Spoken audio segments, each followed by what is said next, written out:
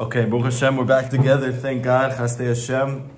Very, very quick Chazara. Okay? If it's coming in like bullets, just enjoy, let it come, and just try to take it in as much as you can. We've been working on this lesson for weeks now, but for the sake of the people who came in tonight that haven't been here, as well as for the people who have been, just so we're all in the same mental, psychological, spiritual space, okay? So we're working on a very amazing lesson where Rabbi Nachman is giving over some very big secrets. And the reason why we're doing this lesson, one is because it was connected to Sivan when we received the Torah. But even more than that, this is one of the most widely studied lessons in Breslov lore. Now, even though it's not one of the most well-known lessons in Breslov lore, it is one of the most studied, and we still have not gotten to exactly why that is yet. But tonight we will start to get to why that is, and I think hopefully you guys will start to figure that out as well. This really fundamental yesod that we're going to come out to tonight is going to really lay the groundwork for all of Rabbi Nachman's teachings, our ability to connect to them, our ability to internalize them, our ability to live with them, and not just Rabbi Nachman's teachings, all of the Torah. Okay? So it's big stuff tonight, B'ezrat Hashem. I think that's why I got stuck in traffic. According to the greatness of the thing that you're trying to accomplish, there are obstacles. So when I come here and everything is smooth and my wife didn't yell at me first, it means the class is going to suck. Okay? But if it's hard to get out of there and it's hard to get on the way, and then I'm sitting here and I'm like done, it means the class is important. So get your big boy pants on, okay? Okay, so like this. Rabbi Nachman says that every single Jewish soul is rooted in these 70 archetypal souls. These are brought down in the Chumash and the Torah as the 70 soul that went down with Yaakov Avinu. Again, Nefesh. Why Nefesh? Because as opposed to Esav, that he had many sons who worshiped many gods, Yaakov not only has 70 children, but all of those children are not different entities, unique entities, or contradistinctive. They are actually all limbs of one body, like the Tanya says. We are all 70 parts of one form called Adam. But for you to be able to experience your soul that is stuffed deep down inside of you, you need to give birth to it. How do you give birth to your soul? Rabbi Nachman says the same way that women give birth to souls. Crying. Now, we spoke about this in the past. When a person goes to see a therapist and they have a good cry, they go, wow, I felt so good, right? Or if you had the zchut to do Ibodedut, and you don't want those sessions where like you're having such a hard time that you mamish like, you try to start talking and you can, and you just start tearing up because you're so overwhelmed by how much is going wrong in your life, and it's all kind of like conflating at one moment and you just break.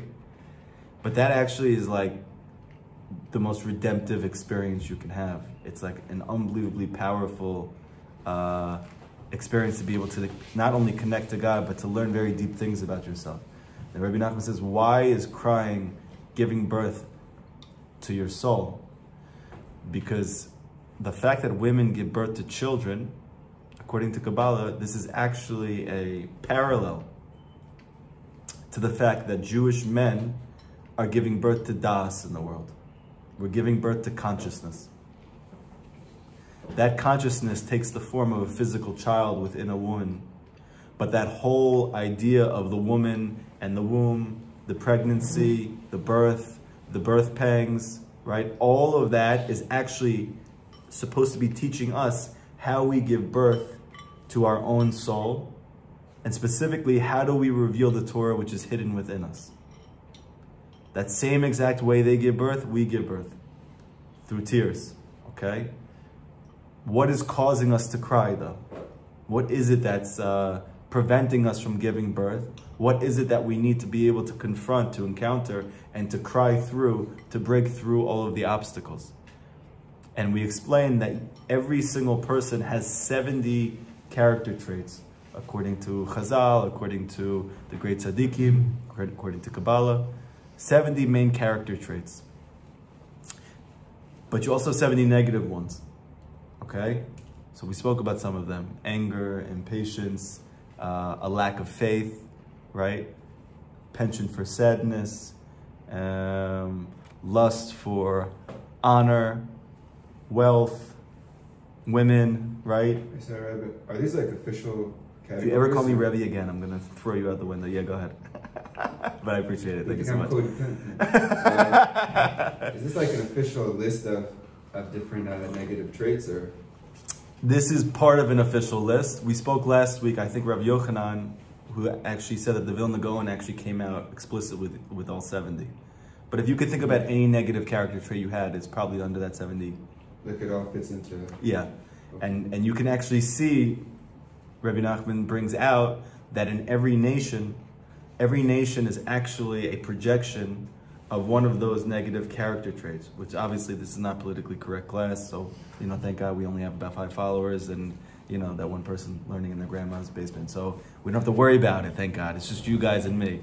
But if you'll notice, even when you travel around the world, if you ever had the schut to travel to Spain, to Italy, to Poland, to Ukraine, to America, to Mexico, right?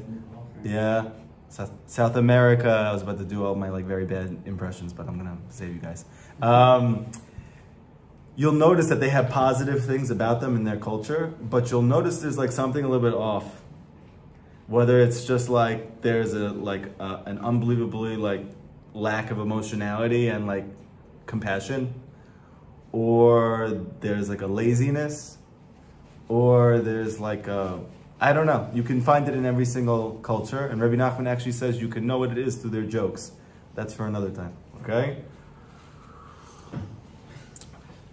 Now, we obviously deal with all of those same things as well. I also deal with laziness. I also deal with anger. I also deal with lack of patience. I also deal with all these things. So then what's unique about us? So for us, it's a klipa. The fact that we struggle with these things is because we have to break through them so that we can give birth to the soul which is hidden within you. The way that you do it is through breaking through these things. And again, we spoke about wow, so this is the most disheartening news that I could ever have. I am not only never really seen my soul apparently, because you have to break through all of them to really see what's inside, but I'm struggling with probably all 70. So Rabbi Nachman says, that's where I come in, okay? In Kabbalah, they explain that the root of anything subsumes everything underneath it. And if any of these words are too small for you or too big for you, please give me a wink. Nobody needs to know, but I'll see and then I'll try to, break it down. I have to draw from my 6 years of worthless college education at some points, and that way, or at least to make you guys think that I know something.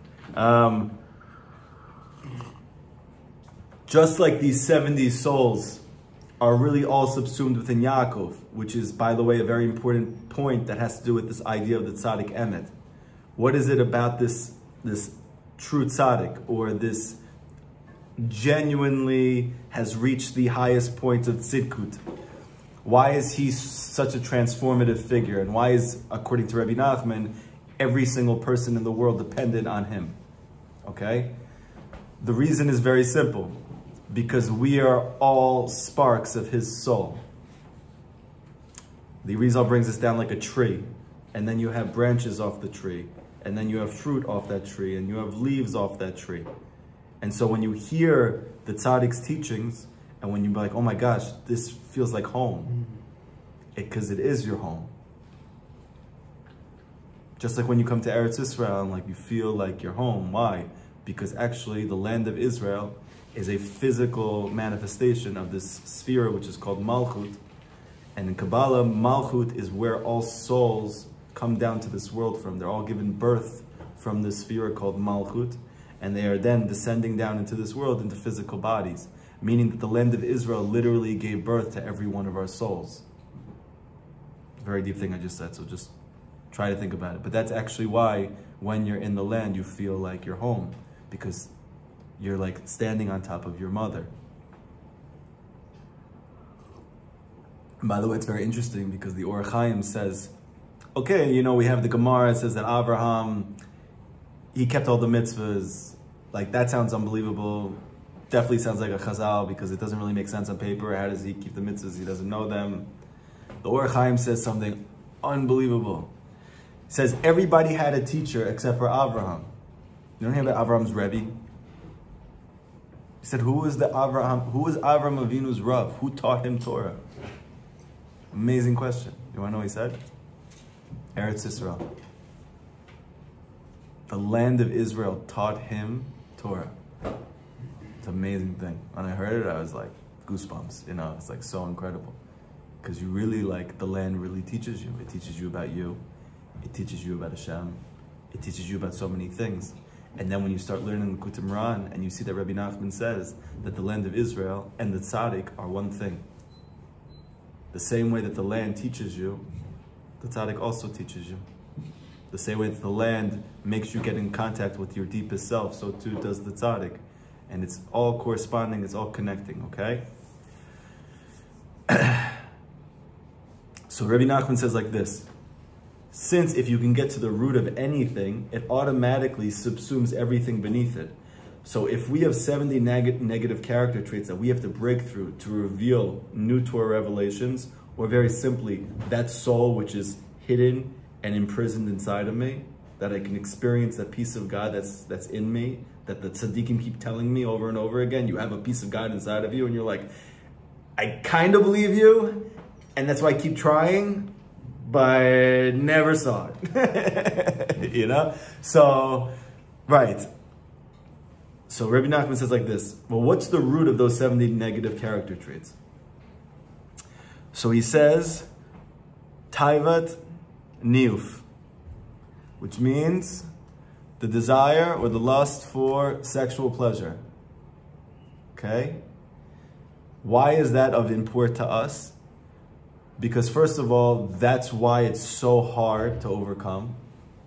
That's why, as Rabbi Nachman says, as a Jewish man, there is no harder test that person will ever face in his life than the test of Shmirat HaBrit. Why is that so much harder than, let's say, I get angry and I'm like, you know what? I'm just going to suck it up and I'm not going to act on it. And then later when I go home, I'm going to punch the pillow. How come when I get that taiva, I'm like, where's the computer?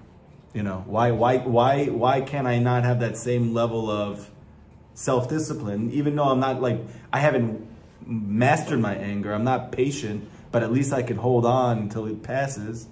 Why can't I do that with this?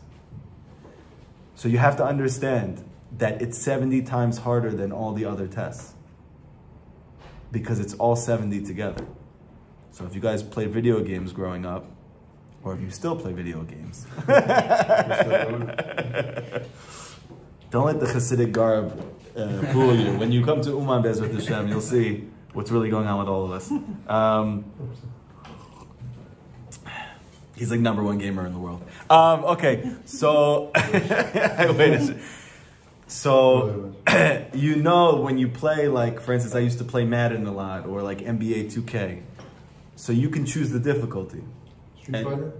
Street Fighter, I mean, you're showing your age a little bit, but yeah. There was a 2, there was a Street Fighter 2. Yeah, no, trust me, I love Street Fighter. I was a big Street Fighter fan. But you know that when you go to like, first of all, when you go to the higher boards, a lot of times in this, especially these older video games, the board didn't actually change. It's like in the newer video games, I'm assuming it's like totally different landscape every time you move to another level. They didn't have that level of creativity and probably like manpower, technology. So what do? They have you keep going through the same exact thing, just it's harder each time. That's actually much closer to life. So when the difficulty increases, right? So you know that there's a stark difference, that even though I already did this thing, and when I did it last time, I was like, I felt pretty good. I felt like I kind of mastered it by the end. And now I'm like, I moved up a level. Like my friend says to me, hey, let's try it on hard. And like, you can't even complete a pass, right? Everything is like when I go for a run, instead of the run breaking off for 10 yards, I'm like getting 1 yard in a cloud of dust.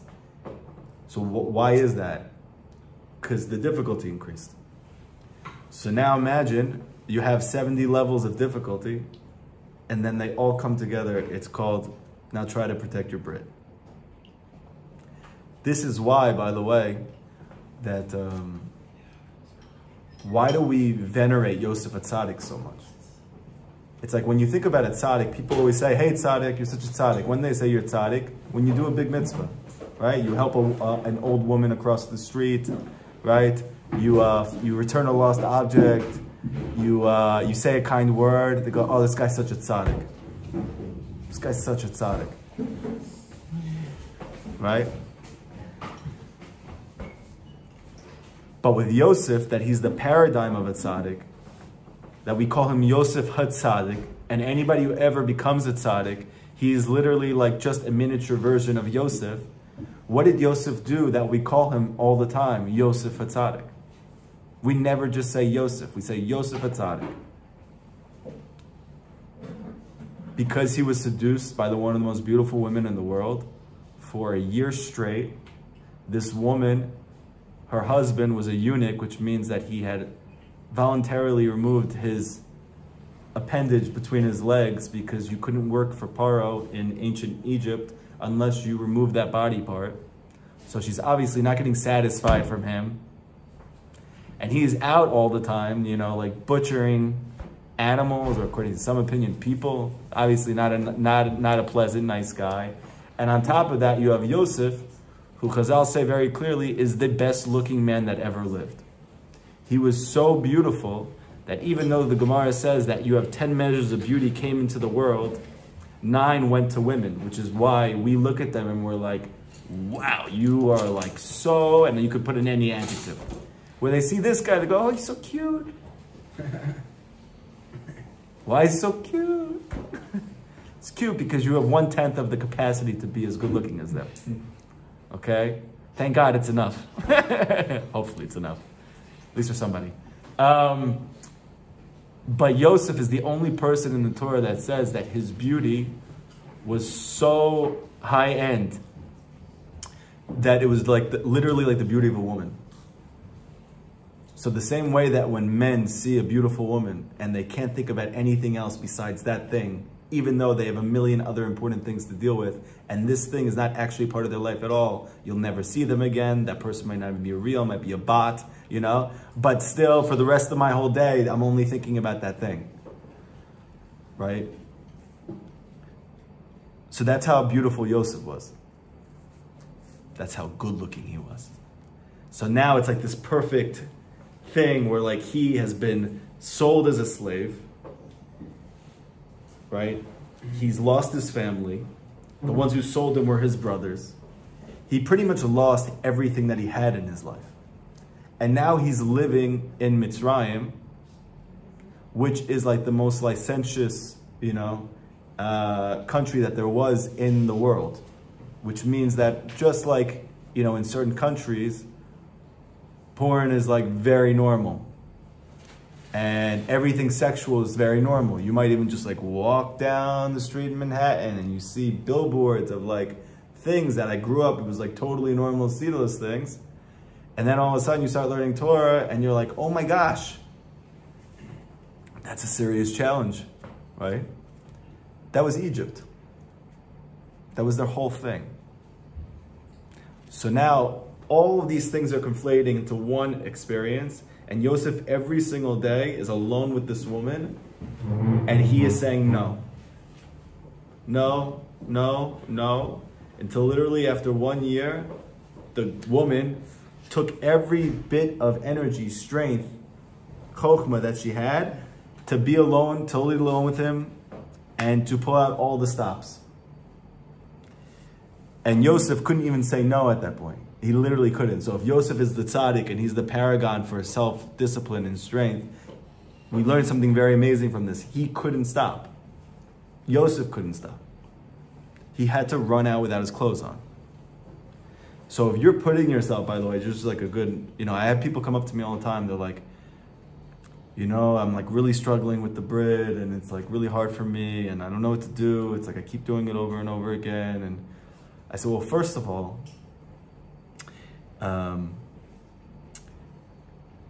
you're putting yourself in an impossible situation. Because if Ysep Atad cannot stop himself, that he has to run out. So he didn't have a computer back then. And he couldn't like enter in whatever he's interested in at any moment and see as many free content of that as possible. He didn't have the capacity that nobody would find out all of his sexual habits and live a totally private life, right? And now you're not Ysep Atad, not yet. I am Yosef. Ah, okay, beautiful. But you will be. But you will be, okay? And you're 20 years old, you're 18 years old, you're 25 years old, you're 28 years old, you're not married yet. You have a smartphone, so literally every single time that you look up anything on a website, advertisement, Instagram, Snapchat, WhatsApp, I don't know, I'm trying to say everything that I possibly can, but you're literally putting yourself in the situation of Yosef constantly throughout the day, every single day. How many people do you think are going to be successful in that? Maybe Yosef. Most people would not be able to. It's very, very challenging, right? So first of all, you got to give yourself a chance. Rabbi, do you also say I called you Rabbi? No, Rabbi is okay. You called me Rebbe before. Oh, I did? That was, yes, that was, yeah. No, it's a little bit, go ahead. Do we see from here, not to doesn't take away from what you said, but also that when we're in a challenge in life, when Hashem challenges us, He doesn't give us challenges that we're on top of the challenge the whole time, and when we do like horrible, we fall. He puts us like in the middle somewhere, and the challenge is that sometimes we do better, sometimes worse. Yes. Even Yosef, he said he, on a technical level, messed up, right? For his level. For his level, whatever. Yeah, whatever that means, for his level. Okay. Yeah, but obviously he didn't enough because we call him Ysep Atad. Right, so Right. he Right. succeeded. He succeeded for himself, okay? The point is that you need to give yourself a chance, which means, like, for instance, like, let's say I'm speaking to my wife, and my wife says, oh, something's coming up when she presses the button on Instagram. She goes, yeah, but I didn't want to see that. This is true. You know, when I was learning, by the way, it's just like an important point, because I grew up secular. So, like, this whole idea, I was like, we were learning the Gemara, we were learning Bava Kama. And I was like really grasping with this idea of you are chayav for everything. I was like squirming because I grew up, you know, like it's an accident. I mean, it's a mistake. Why am I liable financially for every single thing that goes wrong, even accidents? And I'm like thinking about it, I'm like looking at it, and then I asked my rabbi, I said, what is the Torah trying to teach you with this? Because obviously it's trying to tell you something. He said, yeah, obviously, that you're responsible. The entire message of the Torah is that you're responsible.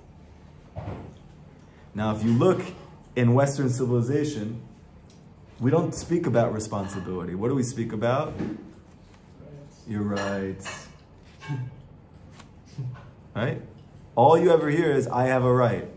Right? When I was growing up, we gotta fight for the right to party. But nobody said I have a responsibility to party. I mean, maybe they did. I did go to Penn State. It could be that I would have said, it's my responsibility to party. But we say we have a right. And how many times you hear, like, I have a right to be happy also. I also have the same right that you do. The right.